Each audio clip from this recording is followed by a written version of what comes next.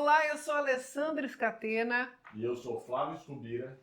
E o assunto aqui é saúde. Então, se você quer tirar as suas dúvidas, saber mitos e verdades sobre várias especialidades, vem com a gente no HPP Cast, o podcast do Hospital Beneficência Portuguesa de São Caetano do Sul. E quem são os nossos convidados de hoje, Flávio? E hoje nós vamos estar aqui conversando com o Dr. Décio Salvadori e Dr. Fernando Mateus, ambos cardiologistas e intervencionistas. Ale.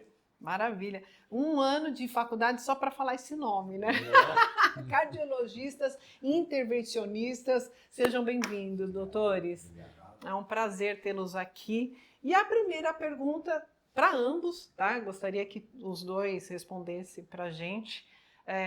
Por que medicina e por que cardiologia intervencionista? Bom, medicina porque, na minha opinião, é a profissão mais bonita que tem. Muito antiga e existe uma certa dedicação amorosa pela medicina. E cardiologia intervencionista, eu tenho que colocar alguns fatores. Minha família tem muita tradição na cardiologia, como irmão, tios, etc. E intervencionista, porque na minha forma de entender, foi a área na cardiologia que mais avançou nas últimas décadas. E avanço não só tecnológico, né? Mas que você poder fazer mais coisas para os seus clientes, para os seus pacientes, né? Não importa a idade, não importa o tipo de doença que ele tem, mas a tecnologia atual nos permite e trazer a satisfação para o médico de poder tratar, né? Poder curar um grande número de vezes. E às vezes a gente trata de uma forma até impressionante, porque surpreende inclusive o que a gente aprendeu. Que maravilha, amei essa resposta. Doutor Fernando. Bom, Ale, Flávio, obrigado pelo convite. A gente estar que agradece. aqui hoje, uma honra de poder participar com vocês hoje. Eu vou pegar um pouquinho o gancho do Décio, a medicina, porque eu acho que é a arte de cuidar, né? A gente tem a possibilidade de fazer o bem aos pacientes, às outras pessoas, a cuidar da sua vida, da sua saúde, que é o bem maior que nós temos. É né? verdade. E a cardiologia, aí sim, eu pego o gancho do Décio, é a especialidade na medicina que tem evoluído de uma maneira muito rápida. Novas tecnologias, novas possibilidades. Então isso realmente me interessou muito, né, ao longo da formação, por isso que eu acabei seguindo essa área. Olha, será que assim, porque o Dr. Fernando, ele é genro do Dr. Décio. Será que ele foi fazer cardiologia intervencionista por causa do Décio? Não. Para ter um ponto a mais com o sogrão? O que será? Eu acho que não. Passar na entrevista, né? Passar na entrevista. Tem familiares, doutor Fernando, também dentro da medicina? Não, sou o primeiro. Não, o primeiro. Sou o Olha que primeiro. bárbaro. Então eu acho que foi Flávio. Brincadeira. Isso eu posso responder de bem, porque o Fernando, quando eu conheci, ele já estava iniciando a cardiologia intervencionista. Intervencionista, já tá. Já estava. Nós, sabe, Flávio, Ale, para a gente ser especialista nessa área, você tem um caminho longo para fazer. Sim. Antes você precisa ser clínico geral, Uhum. depois você ter o título de cardiologista clínico, cardiologista generalista, né, o cardiologista geral clínico, para depois você entrar na área de intervenção. Né? Então é um caminho longo. Longo a ser percorrido, sim. Não tem que ou ame ou deixe, a gente sempre ama, sabe? Então você aprovou ele como... Nossa, Mas foi uma inspiração, Flávio, né? Tê-las mais de 40 anos na medicina, um dos maiores cardiologistas intervencionistas do Brasil, eu falo isso porque é uma verdade, né? Sim. Então realmente foi uma inspiração para mim. Maravilha. Quando a gente foi montar nosso serviço de hemodinâmica, Dr. Décio que começou com a gente lá atrás, 2012, né, Dr. Décio? Então no comecinho mesmo. Sim, não, ele que foi o responsável da junta, organizador, tudo, e desde aquele tempo lá com a gente, 2012, Dr. Décio. Não falo muito em tempo, porque isso entrega muito a idade, mas eu acho que eu não tinha tanto cabelo branco. Mas cabelo branco é genética, não é? Me fala que sim, por favor. E deixa eu te perguntar, doutor Décio, o paciente, quando ele deve procurar cardiologista intervencionista? Nossa, Flávio, eu acho que foi uma pergunta muito importante que você fez. Sabe que se você voltar um pouquinho ao passado, as pessoas tinham como se fosse um mito, porque as doenças cardiológicas, as pessoas achavam que não tinha tratamento.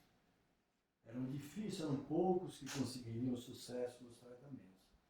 Mas, com a tecnologia, essa área da medicina, a cardiologia, andou em passos largos, sabe?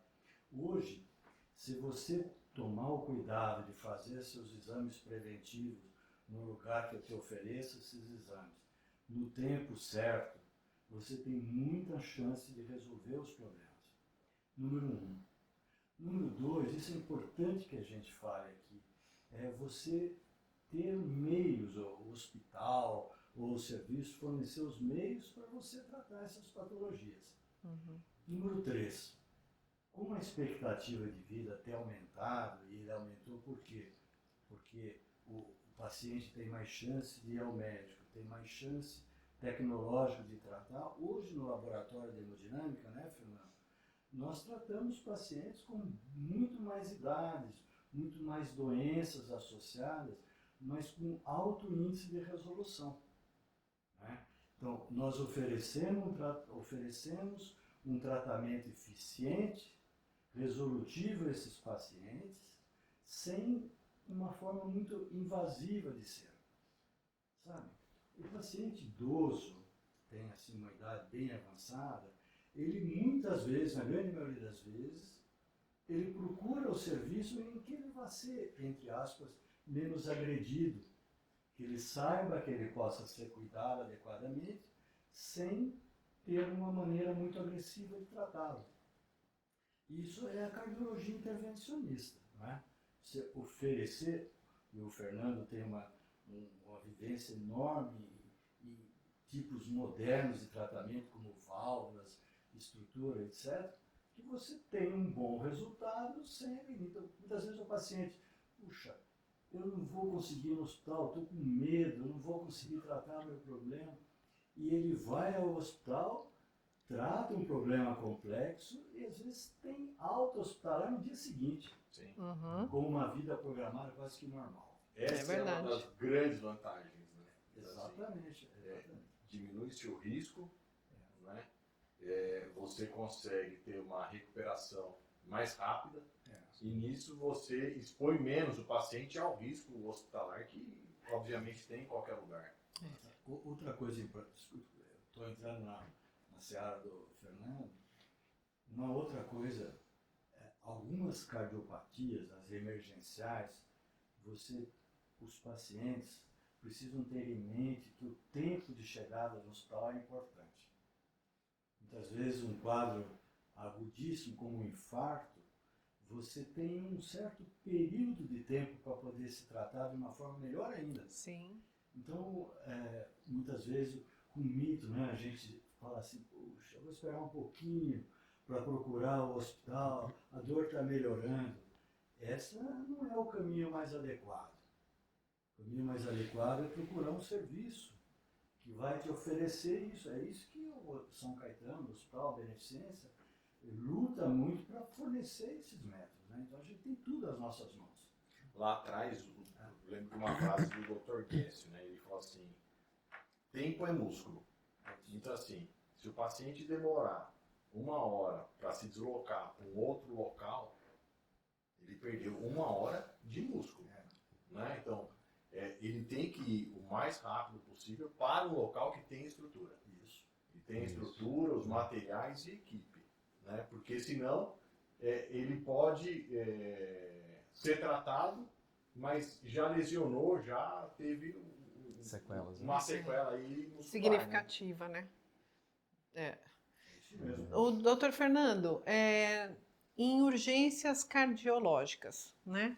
quando a pessoa deve procurar um pronto atendimento, já que nós estamos falando sobre isso? Essa é a grande pergunta, né? Muito boa pergunta, Ale. É o seguinte, olha, o Décio falou, né? Nós homens, principalmente, é muito comum, nós temos essa tendência de minimizar os nossos problemas e as É nossas verdade. dores, né? Então isso é um recado também, principalmente para os homens. Então, Muito às bom. vezes a gente tem uma dor torácica, acha que é muscular, fui na musculação, peguei peso e tende a postergar a procura de um atendimento mais especializado. Mas especificamente na sua pergunta, então, dores torácicas são um sinal de alerta muito importante, né? Obviamente a gente tem possibilidades diagnósticos diferenciais, mas uma dor torácica, né, principalmente em aperto, esse é um sinal de alarme muito importante. Então, nessa situação, é muito recomendável que a pessoa, o paciente, procure, né, um hospital, a Beneficência Portuguesa, um hospital que tem estrutura, né, para não só atendê-lo de imediato e transferi-lo para outro local, mas um hospital que tenha, que possa dar todo... Ali mesmo. Que tenha toda a linha de cuidado cardiológico, né? Que é um nome bonito que a gente tem falado hoje, mas é a questão de você conseguir atender o paciente desde o início, dar o tratamento de destino e liberá-lo para casa, tudo isso realizado no mesmo hospital. Então esse é um sinal muito importante que a gente precisa ter em mente. E uma outra doença cardiovascular, não falando mais do coração, mas é o AVC, né, que também faz parte desse escopo. Né? Então, alterações na fala, alterações na motricidade, dificuldade para falar, dificuldade para se movimentar, uma coisa mais aguda, também é um sinal de alarme muito importante que entra, né, nesse escopo das doenças cardiovasculares cerebrovasculares. Né?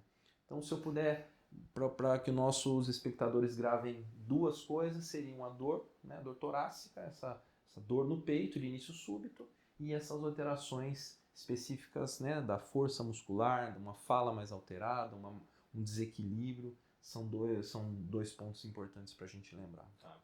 E tem alguma faixa de idade onde tem uma prevalência maior dessas doenças cardiovasculares? Flávio, tem, classicamente sim, mas hoje em dia isso tem caído por terra. Nós temos atendido pacientes cada vez mais jovens. Hoje virou, o Décio pode falar, nossa rotina tratar de pacientes de 30 anos, 40 anos, tá, com infartos. Então não pode falar que é PT, dor, você tem que investigar a dor. Tem.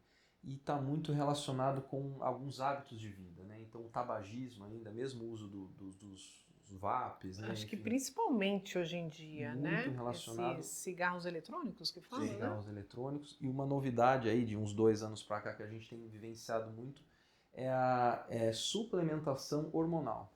Né? Eles falam em reposição hormonal de testosterona, tanto homens quanto mulheres também. E a gente tem recebido muitos pacientes no laboratório de hemodinâmica com infarto, com trombos Olha que se só. formam no coração decorrente desse uso também de excessivo, né, de hormônios, porque a Para maior ter parte... músculos, né? Ganhar músculo, ter um corpo definido, então isso acarreta também. Também. As famosas Nossa, bombas, né? bombas. Exato. Então isso tem sido muito comum e é mais comum na faixa etária mais jovem. Né? E antes a faixa etária era em torno de quantos? 60 mais. 60 mais. 60 mais. Até hoje. crianças, né? Crianças para infarto especificamente já é um pouco mais raro, existem doenças Mas específicas. Existe. Mas, assim, respondendo à pergunta, existia uma faixa etária, hoje em dia a gente não considera mais de uma maneira tão significativa essa questão de prevalência. Tem que se investigar. Tem que se investigar.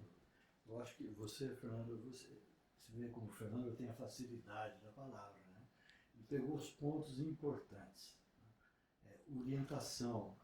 A gente não pode deixar de fazer as coisas por não saber. Né? No caso de cardiologia, por exemplo, essas duas patologias, essas duas doenças que o Fernando falou, elas são as doenças hoje uma das que mais causam mortalidade no nosso país.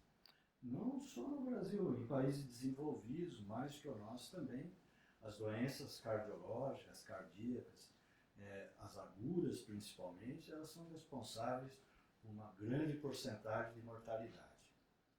Uma coisa muito relevante, nós falamos aqui agora sobre o infarto, AVC, e o Fernando também deu o caminho para a gente, existem outras doenças cardiológicas que causam danos, muitas vezes irreversíveis, como as arritmias, os bloqueios, os casos elétricos, as tempestades elétricas do coração, que também, às vezes, um paciente, não é, Fernando? Estou sentindo meu coração acelerar demais, estou com tonturas depois da aceleração. Isso pode ser um indício também que existe uma doença cardiológica sendo instalada que possa ser revertida. São sinais, né? São sinais e os sintomas, né? Quer dizer, passar mal, sensação de desmaio.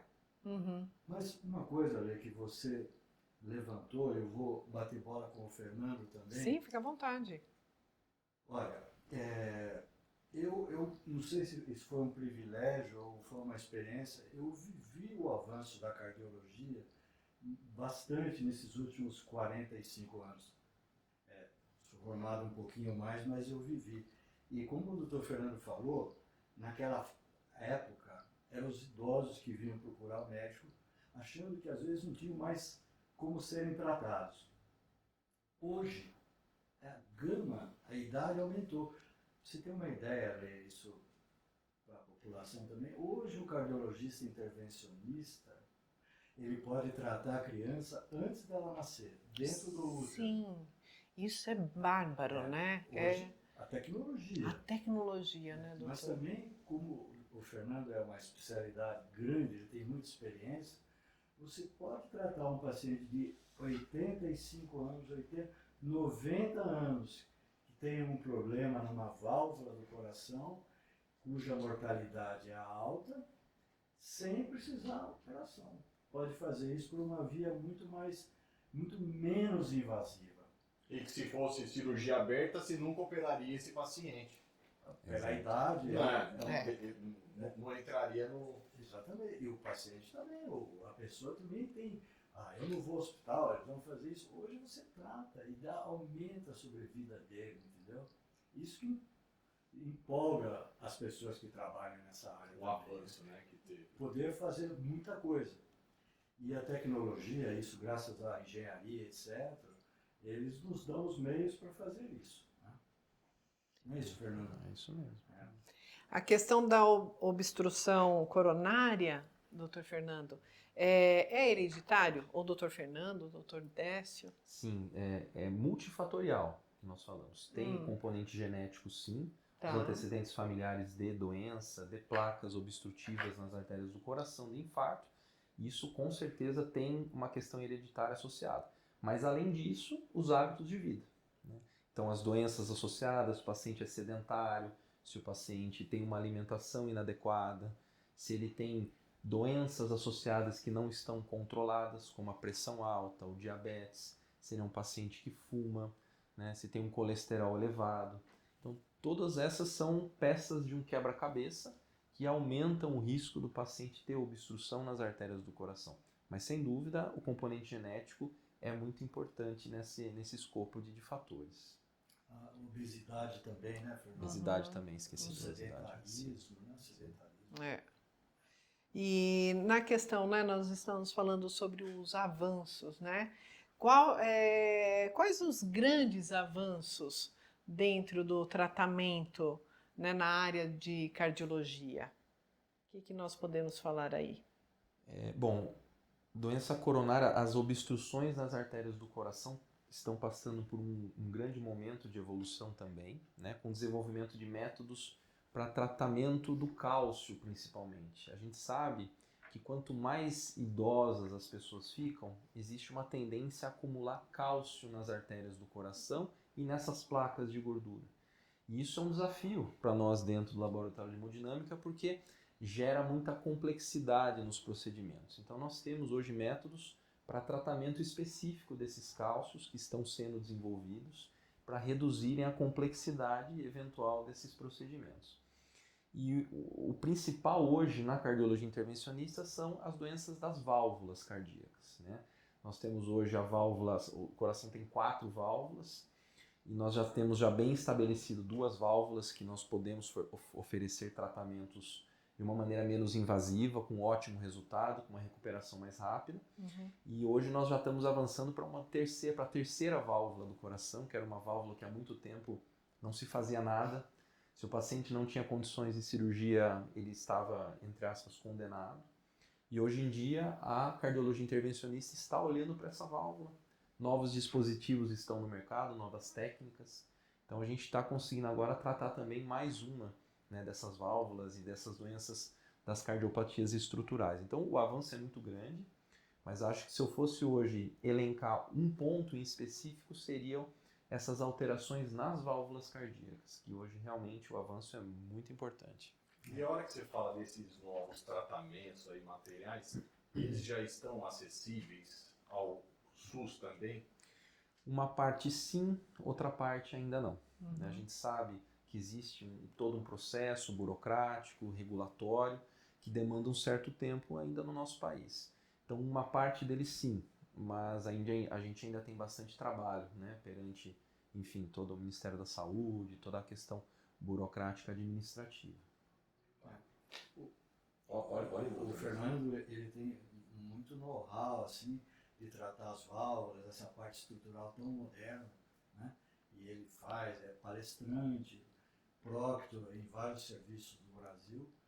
Mas eu queria fazer, Fernando, um adendozinho sobre uma tecnologia que nós temos nesses últimos 25 anos, que são os stents coronarianos, que as famosas molinhas, que com certeza as pessoas já ouviram falar muito dessas molinhas. O que são essas molinhas? Para que servem essas molinhas? Como é que elas podem salvar vidas das pessoas? Eu vou fazer uma comparação para que todos entendam. Imaginem que nós fazemos uma contratação do engenheiro para ele fazer um túnel numa montanha. Nós queremos fazer uma passagem. Imaginem essa passagem como uma artéria do coração, um vaso do coração que está entupido por gorduras. Nós vamos desentupir essa passagem. Então, comparativamente com a montanha, o engenheiro vai lá, usa aquelas máquinas, faz um buraco na montanha. E os carros passam. Passam livremente, a estrada está funcionando. No entanto, se der uma chuva muito forte, o que vai acontecer na montanha? Ela vai desabar e a estrada vai entupir outra vez. Então, só abrir a artéria, só abrir o vaso, só desbastar a montanha não é suficiente. A gente precisa pôr alguma coisa para manter a artéria aberta. Ou cimento armado no túnel, concreto, ou no coração a gente põe umas molinhas de metal que mantém o vaso aberto.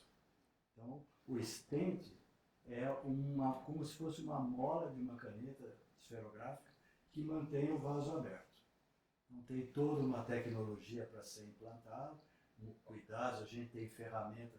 Cada ano que passa, as informações são melhores, a gente faz um procedimento com mais recurso técnico, com maior chance de acertar.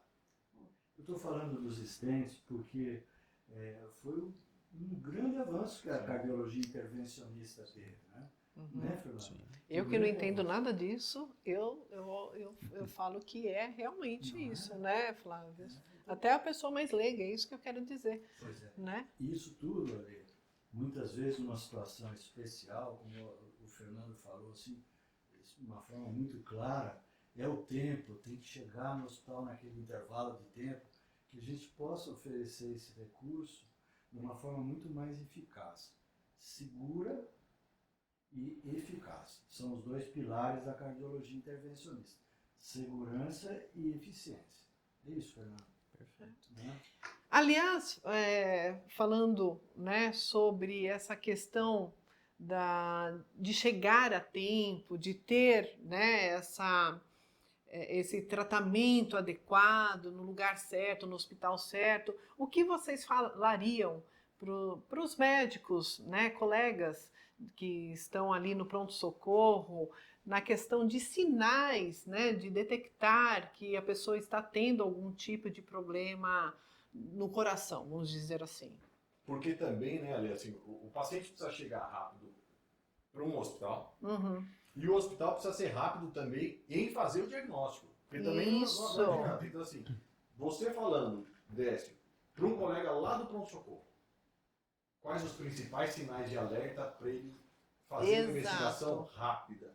Para Né? já E, ter essa eventualmente, se agilidade. necessário, entrar com alguma ação ou acionar a equipe de intervenção.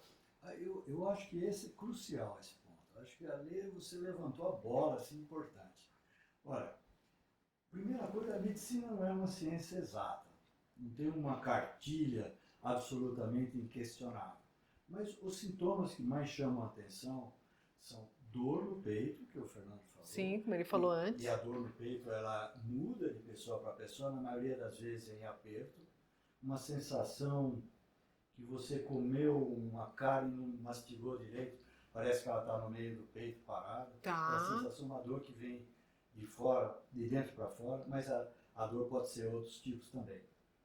Comum a dor não ficar só no peito, às vezes ela irradiar para a região do queixo, do braço, das costas. Né? Outro sintoma que é comum é uma sensação de náusea, palidez, muitas vezes suor frio, sabe? A pessoa está pálida, ela não está se sentindo bem, sabe?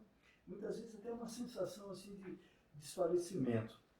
E aí o colega do pronto-socorro, já diante desses sintomas, ele já sabe que tempo é músculo.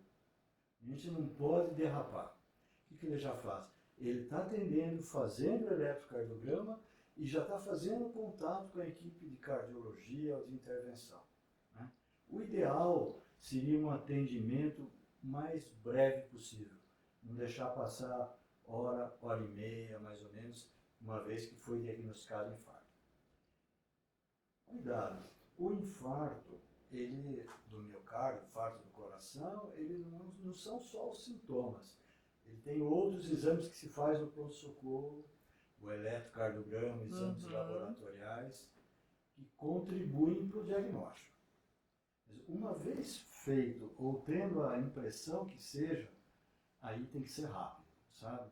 Por isso que é importante a pessoa não se afastar do lugar onde ele está, tem um hospital mais próximo, não esperar, daqui 1h30 eu estou lá não sei aonde. Perdeu a chance muitas vezes, viu? Às vezes perde a chance e a gente não pode oferecer o que a tecnologia traz, né? Então eu recomendaria assim, tem os sintomas chaves, o principal deles é a dor, mas tem a palidez, a irradiação da dor para outros lugares. O tipo de dor de homem e mulher é o mesmo? Ou varia muito? Olha, Flávio, esse era um mito. Antigamente o homem tinha mais infarto que a mulher. O que aconteceu hoje? A mulher fuma mais ou igual ao homem, a mulher trabalha mais ou igual ao homem, o estresse da mulher com a jornada de trabalho em 3 lugares, ela passou a ser muito mais foco dos problemas de estresse do que o homem. Muito mais não digo, foi exagero, mas tem o mesmo grau de estresse do homem. Então, hoje, praticamente igual o homem e a mulher serem acometidos por doenças cardiológicas graves. Né? E o Fernando emendou, cruzou a bola na área, já disse que a idade hoje está sendo cada vez mais precoce. Isso. Eu queria acrescentar mais uma coisa, falando muito, né, Fernando? Queria acrescentar mais uma coisa, essa reposição hormonal. Porque existem aqueles chips O chip da beleza? da beleza que pode trazer beleza, mas tem que tomar cuidado, porque eles, isso está provado, eles aumentam a chance de você desenvolver doenças cardiológicas e neurológicas. Então tem que ter um acolhimento, um acompanhamento, um profissional da área que seja bastante habilitado para não correr esse risco. Isso é muito Para importante. você não correr atrás do conselho. Indicação e acompanhamento seja Sem dúvida, porque perfeito. tem gente que precisa realmente, né? E é uma das saídas para dar uma qualidade de vida, mas tudo tem a sua indicação e o seu acompanhamento. Claro, sem dúvida alguma. Perfeito, Flávio. Perfeito. Maravilha, bom. isso é muito bom saber. Antes de irmos para mitos e verdades, tem alguma coisa que eu possa fazer se eu estou tendo esses sintomas que vocês falaram, abordaram? Estou indo, já estou a caminho do hospital. Eu tenho alguma coisa que eu possa fazer ou não? É ir para o hospital. Você quer falar, Fernando? Fica à vontade. O que Hoje, algumas pessoas, antigamente se colocava um remedinho embaixo da língua, quando tem dor. Hoje a gente sabe que precisa ter muito cuidado para usar esse remédio embaixo da língua, porque você pode ter uma queda de pressão muito grande, ter uma síncope, etc. Mas uma das coisas que a gente faz, primeiro, é ver quem está perto e vamos embora. Primeira coisa que tem que falar, palavra de ordem. Quero ir para o hospital. Simbora, Não, tá. mas pega seu gato que não sei o que, caiu um copo d'água. Esquece tudo, vai para o hospital. Outras vezes, uma coisa que tem ajudado também é uma aspirina. Ou 2 comprimidos de uma aspirina infantil, já mastiga isso, se não toma, já muitas vezes pode ajudar também a resolver ou diminuir a chance de formar trombos, né? Isso é teórico, viu, Ale? Tá. Não é uma coisa que está em cartilha, mas pode-se fazer isso também. Então, o mais importante mesmo é ir ao pronto-socorro, ir ao hospital. É o ponto Hospital fundamental. próximo, É o ponto mais próximo, Com estrutura. importante. com a estrutura. Mais É o mais importante. importante. Simbora para o mitos e Mitos verdades? de verdades. Vamos lá. Simbora então. Colocação de stent, né? Que foi falado aí, que é o queridinho, né? Que graças a Deus já existe, né? O stent aí nessa área. Irá substituir a cirurgia cardíaca convencional, doutor? Posso Doutor responder essa Fernando. então? Posso? Doutor Fernando. Ali, substituir não. Tá. A gente, apesar de toda a gama de tecnologia, todo o desenvolvimento de técnicas, inclusive, a gente consegue tratar a grande maioria dos casos. Mas substituir acho que é uma palavra muito forte. A gente ainda tem cenários na cardiologia, né, nesse grau de obstrução das artérias, a quantidade de artérias acometidas, alguns casos que têm uma complexidade, algumas limitações. Todo método tem a sua limitação. Então, substituir não. A cirurgia cardíaca, ela existe, ela também tem seus avanços tecnológicos e para certos cenários, infelizmente, é um mal necessário, vamos dizer dessa forma. Porque é um método mais invasivo, é um método mais arriscado, mas que para determinados pacientes a gente sabe pela literatura e pelos estudos que é mais benéfico para esses pacientes serem submetidos à cirurgia cardíaca. Tá? Então, não vai substituir. Doutor Décio, o tratamento através de stent, ele é mais seguro ao paciente? Olha, isso realmente é um mito, né? Ele é muito seguro, muito eficiente, e o Fernando exemplificou de uma forma muito clara. A cirurgia e os stents que nós estamos falando é o método de tratamento menos invasivo, percutâneo. Eles não são competitivos, eles se juntam, eles colaboram entre eles se complementam, né?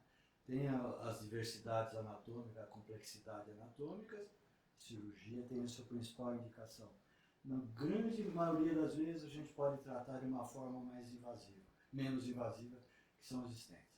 Então, os stents são seguros e aquele mito que o stent dura 5 anos, o stent dura 10 anos, o stent pode durar 20, isso é um grande mito mesmo. Depende do que você faz da sua vida, né? Hoje, Flávio, assim, eu quero dizer para você que um dos nossos fellows, que as pessoas que treinam conosco, ele fez assim para mim: Décio, hoje eu estudei um paciente que você colocou um stent nele em 2007.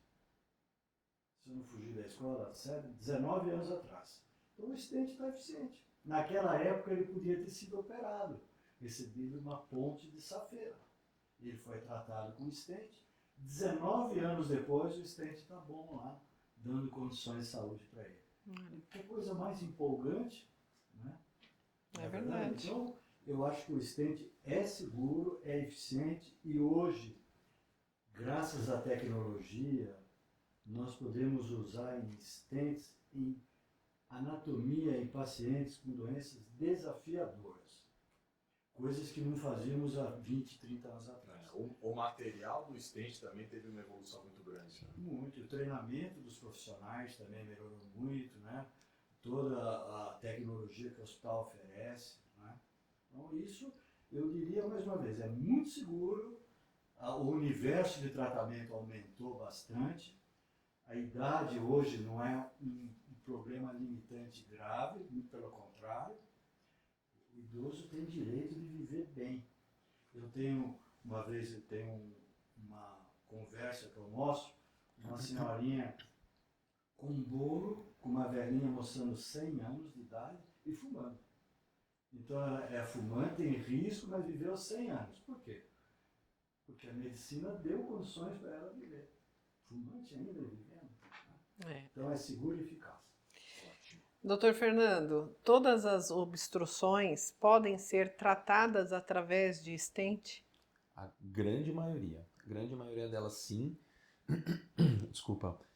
Devido a esse avanço tecnológico que nós tivemos, então hoje na nossa prática diária a gente trata quase todas, né? Vamos dizer dessa forma. Ainda existem nichos em que a cirurgia cardíaca é necessária, mas nós temos bastante experiência nisso, né, Décio? O hospital, inclusive, dispõe de toda a tecnologia, do material de primeira linha, e, enfim, isso nos permite avançar cada vez mais, né? Em estruturas mais complexas, em anatomias desafiadoras. Então, hoje em dia, a gente tem isso à disposição, a gente tem utilizado isso e avançado cada vez mais. Mas a ressalva é que ainda existem situações em que a gente precisa de um tratamento mais invasivo, mas são a minoria. Uhum. Doutor Décio, para você, mito ou verdade? Angioplastia com colocação de stent. É uma cirurgia grande e dolorosa? Mito ou verdade? Isso é um mito. Mito, porque eu nem diria para você que a angioplastia com stent é uma cirurgia. É um procedimento invasivo, né? Mas não tem cortes, não tem nada disso. Então eu acho que é um mito grande. Muito bom. Nós fazemos hoje em dia com um furinho no punho direito. No punho direito, né? Quer dizer, não é corte, é um furo no punho direito. É um E depois até desaparece, né? Nem Sim, fica mais. cicatriz e não aparece. Dependendo da situação, 30 minutos, 1 hora de procedimento, né? Dorme no hospital, em alguns casos dá para ir de alta até no mesmo dia, em algumas situações, né? Que maravilha. E a maioria das vezes alta no dia seguinte. Então é um procedimento... E sai com um band-aidzinho. Sai com um band-aidzinho. Que bom, né? Penteando o cabelo. Que maravilha. Mito ou verdade, doutor Fernando? Cateterismo cardíaco continua sendo o padrão ouro para avaliar coronários? Isso é uma verdade, sem dúvida.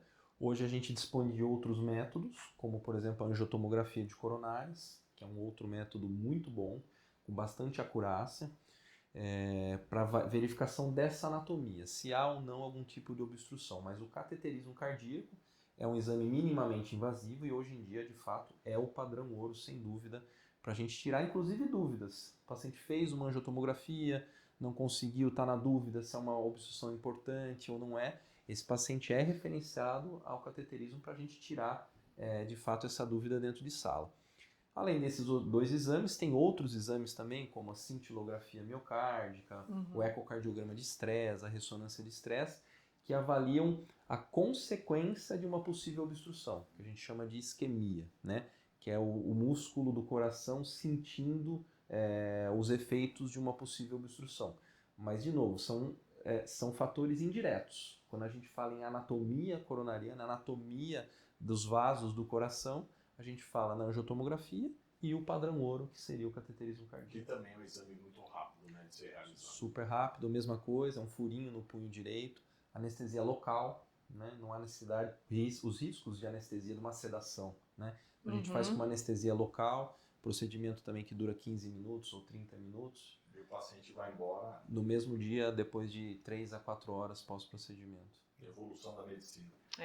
Doutor Décio, mito ou verdade? As válvulas do coração podem ser substituídas sem ter que abrir o peito? Isso é verdade. Uma verdade super verdadeira. E como disse, o Fernando tem se dedicado muito nessa área. E hoje, mais 2 válvulas do coração são mais abordadas. E a terceira com uma perspectiva enorme nesses próximos anos. E a pulmonar, né, Fernando? A gente já tratava já há muito tempo, né? Mas sem precisar trocar. Mas isso é uma verdade. Pode ser substituída mesmo sem cirurgia. Eu vou perguntar para o Dr. Décio, quando você se formou, você pensou que a gente chegaria nesse nível de avanço? Boa. Poxa, Flávio, Gostei da pergunta. me sensibilizou agora e vou dizer por quê. Porque no 4º ano de faculdade de medicina, eu comecei a acompanhar uma equipe de cirurgia cardíaca. Eu gostava daquele coração, tinha uma tradição familiar e comecei a ganhar meu primeiro dinheiro nessa área. Antes de terminar a faculdade, a cardiologia intervencionista, que é a nossa área, em 1977, foi a primeira angioplastia feita, que foi dada importância no mundo, foi feita na Suíça, um médico chamado Dr. Grunzig. E de lá foi praticamente o meu penúltimo ano, me formei em 1978. Nossa, quanto tempo. E aí comecei a perceber, e acho que comecei a enxergar que aquilo poderia ser um avanço grande. E ela caminhou em passos assim extremamente largos.